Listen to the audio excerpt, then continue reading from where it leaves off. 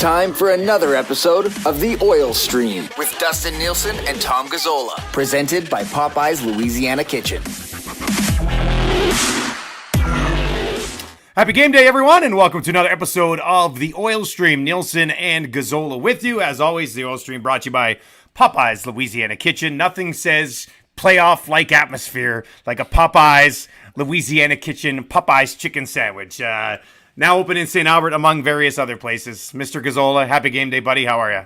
Happy game day to you, Dustin Nielsen. And you're right, nothing says playoff-type atmosphere like Popeye's chicken. It's so good.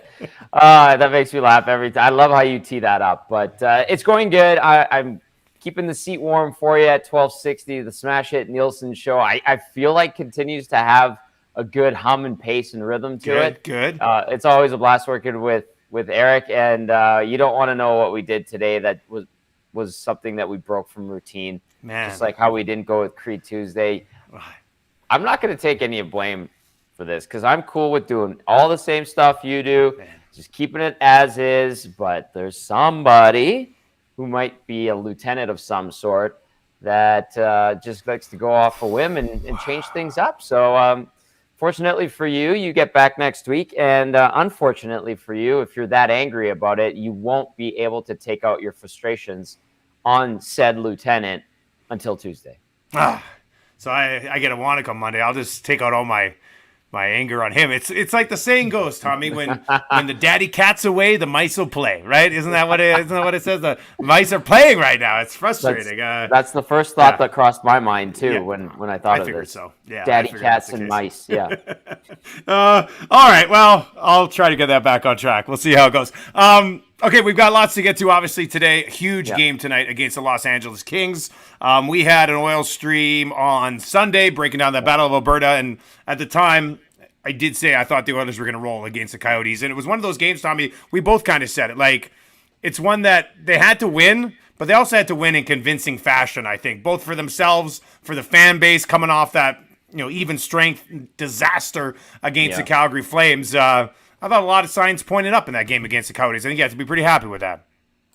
That was the vibe, at least. There was satisfaction after that win over Arizona. I don't think there really was much to complain about.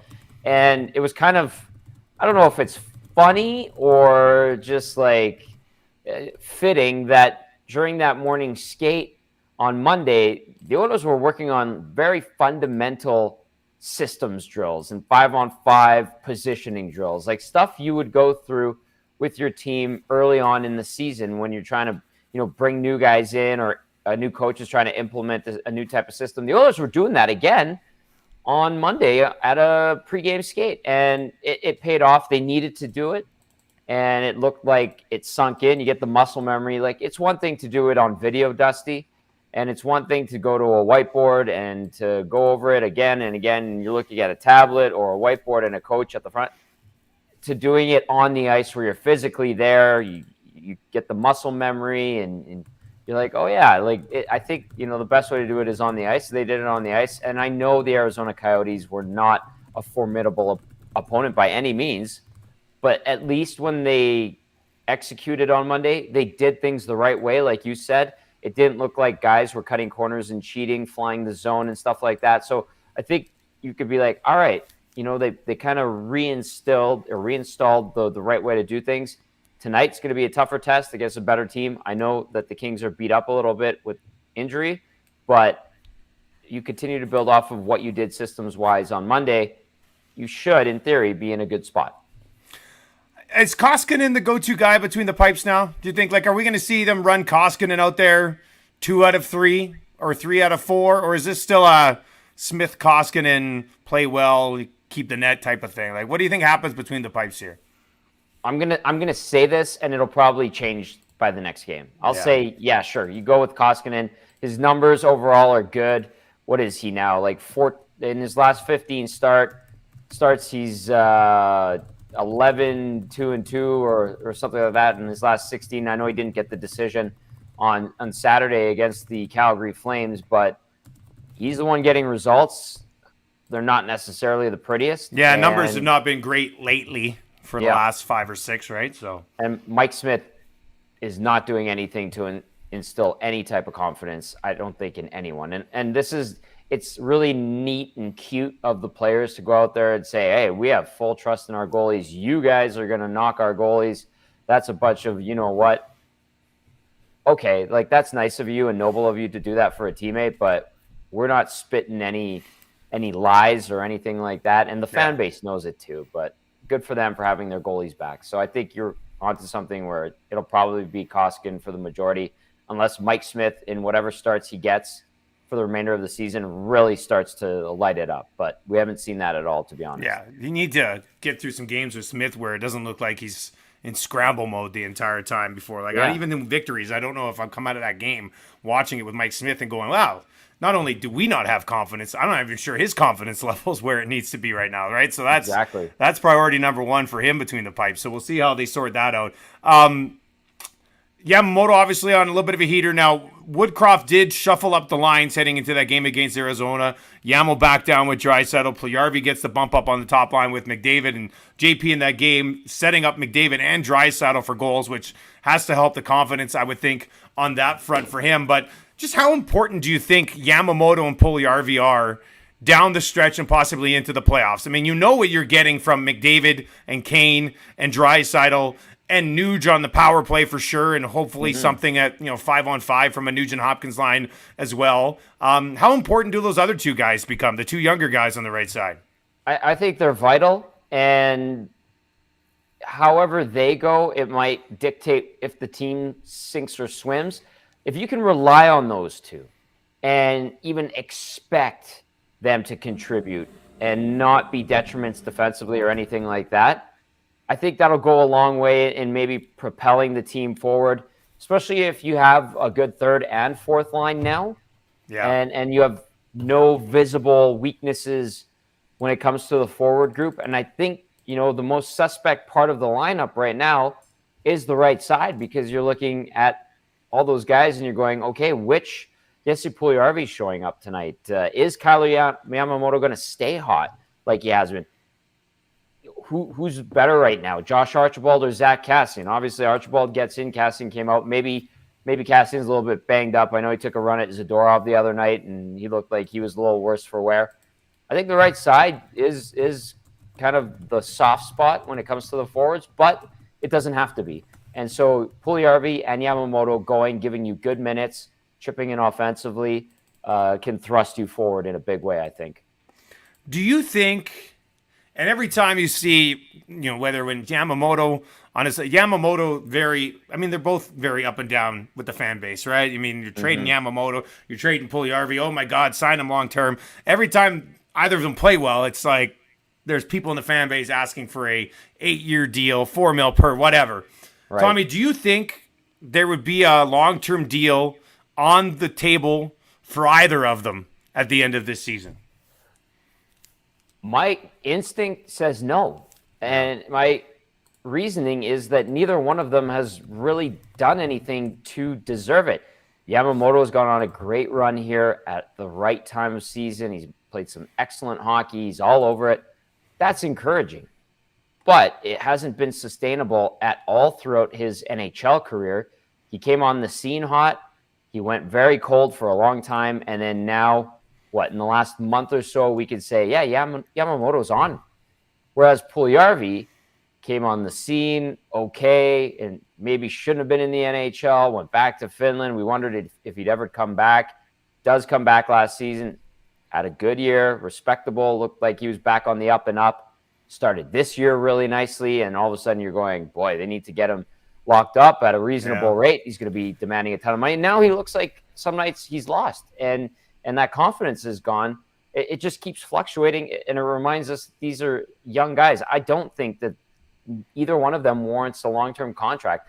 I'm sure Yamamoto wanted the Farabee deal. He's not done anything to deserve Farabee money, and even still, I would make that argument. So I think both of them, at least to me, it's realistic they get bridge deals at a reasonable rate. I don't know where the panic is coming from for some fans that say you need to lock them up and get them in at like $4 million. It's like, well, what have they even done to deserve $4 million, and what have they really shown you to command that type of money per year?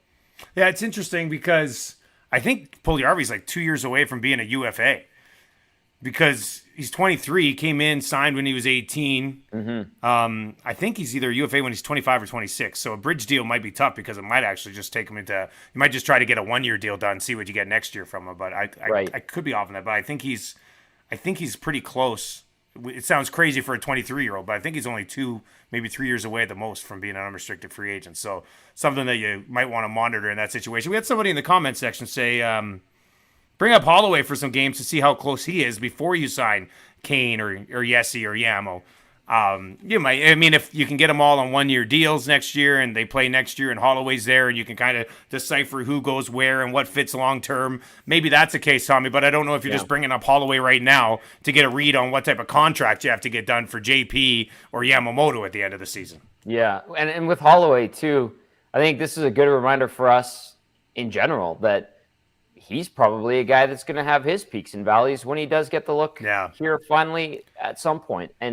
And it's not going to be the smoothest transition to this league. I hope it is for the sake of everybody and for the player and the team and the fan base. But, the reality is like it doesn't really work out like that very often. So he's going to get his looks. Holloway will. But I don't know if his path and trajectory is exactly the same as what Puljujarvi and Yamamoto have gone through. All right, a couple other things that we want to get to. We'll get to your Ken Morrison Remax question of the day, talk a little bit about the goaltender that they signed as well. But tell me, what do you expect from this team tonight against the Kings? Like, this is a massive game. They get the Kings next Thursday as well, right, on the tail end of a trip through California. So that's a huge game as well. But this is a big one. I feel like I might be putting some Oilers colored glasses on here, but I think they show up tonight. Like, I think they play a really good game tonight against the Kings. Does it end in a victory? I'm not too sure because there's always the odd weak goal that could hit you with their goaltending situation. But I think they bring it tonight. Is there any reason that you think they might not? I do think they're pointed in the right direction, and I think they want to. I do feel like they probably want to make some sort of statement to LA in these next two games, and LA probably wants to make some sort of statement to the Oilers in these next two games if these teams cross paths in the postseason. And I know LA is missing a ton of players. That's an issue, obviously.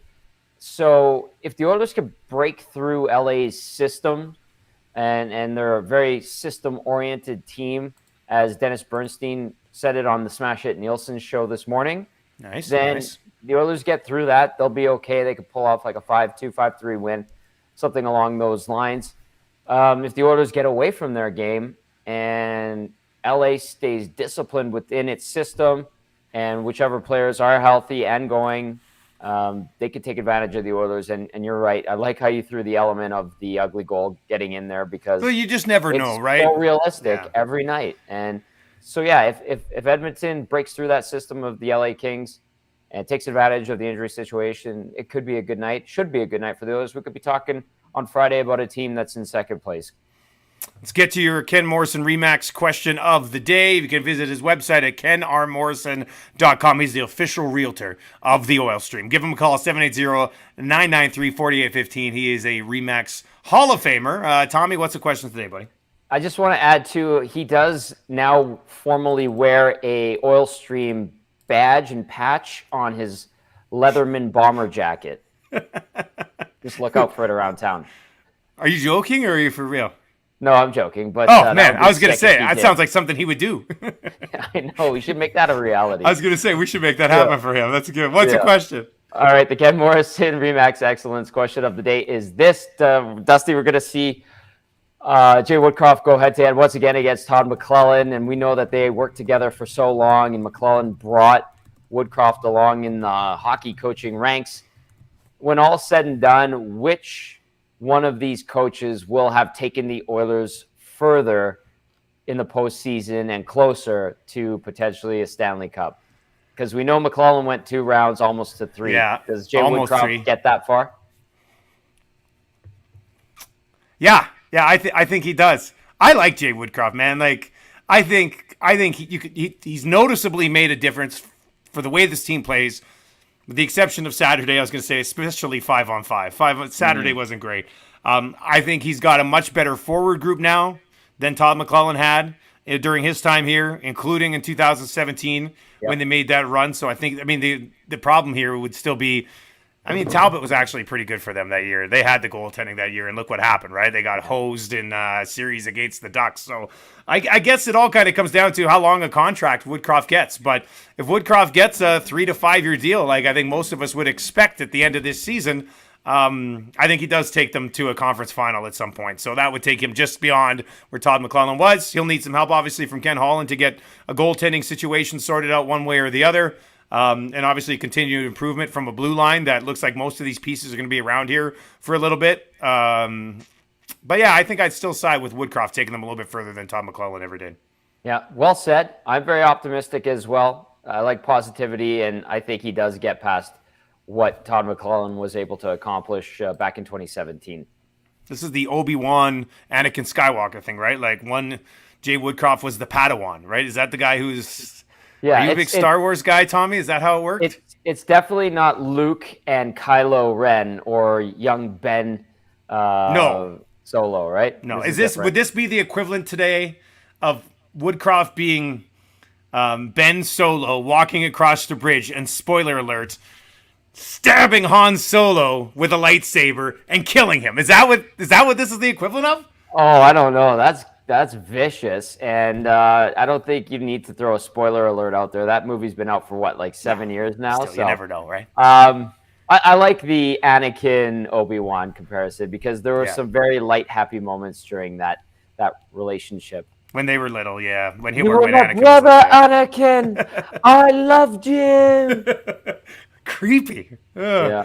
All right, let's wrap up with this. We talked about goaltending and how McClellan had the better goalie with Talbot. That was the year he was top 5 for Vezina voting, right? Like Talbot played very well that year. He set the record for wins in a season in Oilers franchise history. Yeah, that was a really good year for him. Is Ryan Fanti the next Cam Talbot? Have you heard anything about this guy? Obviously, he put up some really nice numbers. Only 2 years, I think, in college. Well, he said he was a junior, but I think I saw 2 years worth of stats in college. Yeah. What do you think? Any early thoughts here on Fanti? I read his stats. I read the quick blurb about him when they announced the signing. I like the idea of Ryan Fanti. I don't know much about the goalie Ryan Fanti. Is he a diamond in the rough? I hope so. But he comes into a situation where he's still behind Skinner, still behind Konovalov, still behind Rodrigue, unless the Oilers organization just puts him above a couple of those guys, or they really highly value him. Otherwise, he's in a dogfight. He might win that dogfight, but he's working his way up, I feel like. And keep in mind, we still have Mike Smith here, Mikko Koskinen. That might not be for much longer, obviously. Yeah. Who knows? He could be a shot in the dark that turns out to be absolutely brilliant. But there have been some goalies that were undrafted and signed out of college that turned out to be excellent pros. Cam Talbot being one of them. Dwayne Rollison was another one that played for the Oilers that had the same situation. Cujo was one of those guys. But they genuinely only come around every so often. And we see all these guys at this time of year out of NCAA get signed, even goalies. And the last 2 goalies the Oilers signed out of the NCAA, Dusty, were Shane Sterritt and Nick Ellis. Nick Ellis retired after a couple of years of pro. Yeah. Shane Sterritt still toiling in the minors. I think he was bouncing between the AHL and ECHL in a different organization. Yeah, you never know what's going to happen with these college guys. Remember, who was the Ottawa won the discussion on a college goalie a few years back. He was a big deal, and he hasn't stuck anywhere in there. You remember? I can't remember his name right now, but I remember it was a big get. Yeah. Ottawa was a big get. Yeah. And he was one of the most highly touted college goalies to come along in a long time. And I haven't dove into the American League rosters anywhere, but he hasn't caught on anywhere yet. So you would think that if he was on track, he would have at least gotten a look with the Sens at some point, considering everything that's gone on with their crease over the Matt last O'Connor. 2 years. That was the name. Matt O'Connor. Thank you very much, Oily Doughboy. O'Connor. Oily Doughboy. All right. Oily Doughboy. Yeah, it came through for us there. So we'll see. I think, one of the reasons this probably happens is because Rodrigue and Konovalov have just had meh seasons, right? There hasn't been. If Konovalov had come in and looked outstanding from start to finish this year, I think they might not have been in the market for a college free agent. But you can never have never have too many goaltenders in the system as long as you have a place for them to play. So I don't think anybody's going to criticize them for signing Ryan Fanti. And once we see him play some pro hockey, we'll be able to have a little bit of a read on what he might be able to bring to the table. Look, if you're Fanti, you're a wise man. I mean, coming to Edmonton as a goaltender, looking to kind of find a spot in the National Hockey League, genius move by this guy, because there's not a lot standing in his way, man. Like, it's a pretty good place to be. There's a chance. Yeah. Fanti's sitting there going, man, so if I can, all you say I have to be is at a 912 save percentage and they'll build a statue of me in Edmonton? Okay, sign me up. Like, yeah, they will. So, yeah, we'll see how that one plays out. Tommy, what time you get going pregame tonight? 6 o'clock, myself, Connor Halley, and Matty Cassian. We'll have Dennis Bernstein on to tee up the game. And we go right after the Jason Gregor show. There you go. That's happening tonight. And then you're doing post-game and then my show tomorrow. Yes. There will be a nap snuck in there somewhere very soon. And then I hear we're having some beverages on the weekend, too. We're going to celebrate the Latino nice. heat. Yeah. Yeah, you make sure you get some sleep on Friday night, buddy. I will. Saturday will be fun. That'll be good. We'll have another episode of the Oil Stream. I'll be traveling again on Friday, so we might save that one for the weekend as well and get you set here as we head into the month of April already, which is crazy. If you've been watching on the live stream, make sure you subscribe to the podcast. Just search the Oil Stream on all your podcasting platforms. And as always, it's presented to you by Popeye's Louisiana Kitchen, now available in St. Albert, and actually different ownership group. But Popeye's is coming to Cranbrook. Coming to Cranbrook, wow. BC, buddy. Right down by the Wendy's on the Strip. It's a big deal, man. It's a big deal. Exciting times for Cranbrook.